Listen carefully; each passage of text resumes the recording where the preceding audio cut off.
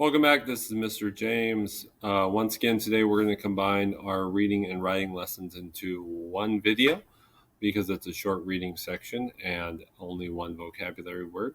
So if you want to stop in the middle and take a break, that's wonderful. If you want to power through, by all means, you can do that as well.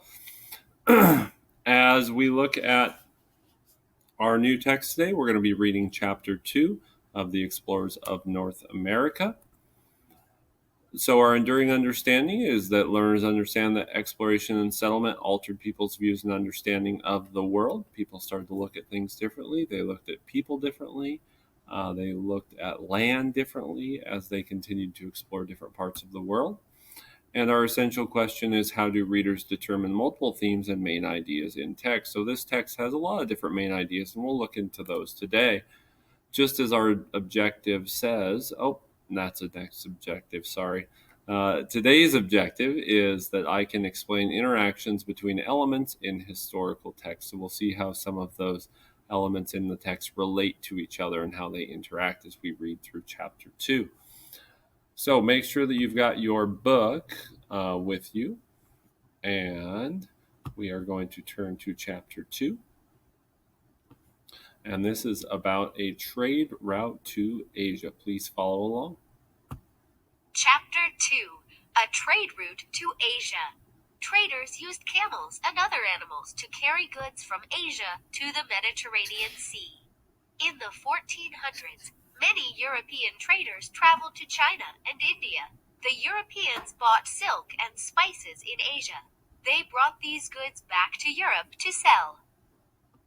These are the ruins of a city in China that was along the Silk Road, or the trade route between Europe and China.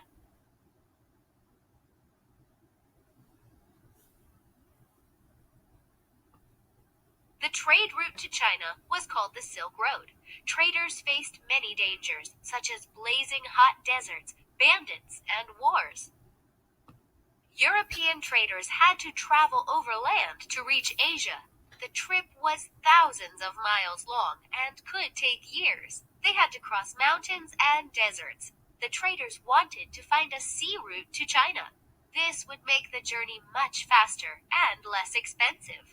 The explorer who discovered this route would become famous and wealthy.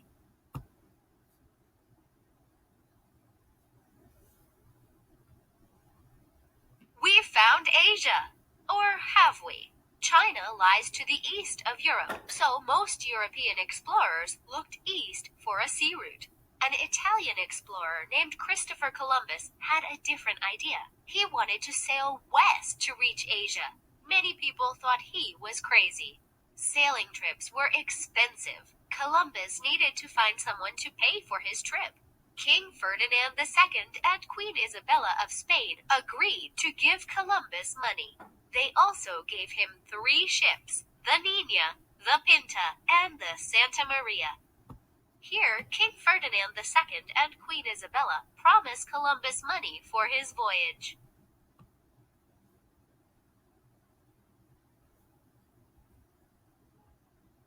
On August 3, 1492, Columbus and his crew set sail. On October 12th, they reached land. Columbus thought he had reached Asia. He sailed back to Spain with the good news. Of course, Columbus did not really sail to Asia. What he found was an island in what is now the Bahamas. The Bahamas is a group of islands near North America. The islands were part of what Europeans began to call the New World.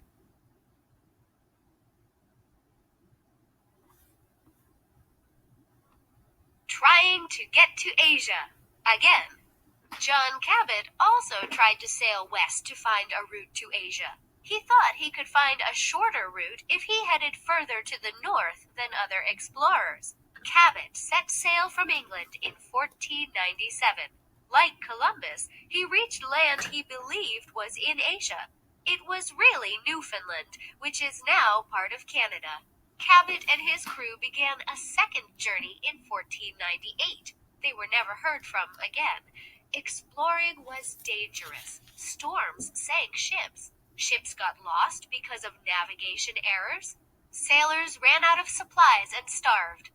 What happened to Cabot and his crew? No one knows. In 1997, this replica of John Cabot's ship sailed to Newfoundland, 500 years after the original voyage.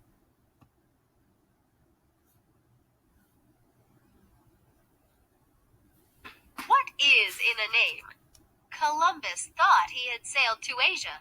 Who figured out he was wrong? It was an Italian explorer named Amerigo Vespucci. Vespucci explored the southwest coast of South America in 1501. The land was bigger than anyone had thought. Vespucci was convinced that the land was not Asia. Instead, it was a new world. A German mapmaker read about Vespucci's discovery. He made a map of the new lands. He called it America, in Vespucci's honor. Obviously, the name stuck. Before he became an explorer, Amerigo Vespucci liked to collect maps.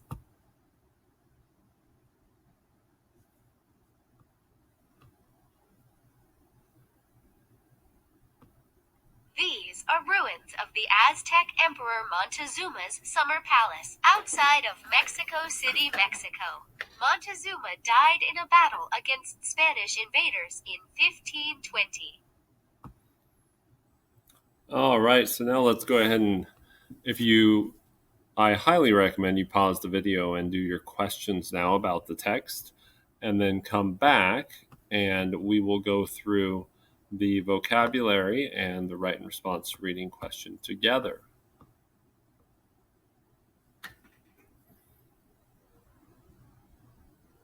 Our vocabulary word today is a word you're probably familiar with. It's found on page 11 in the text, and it is the word expensive.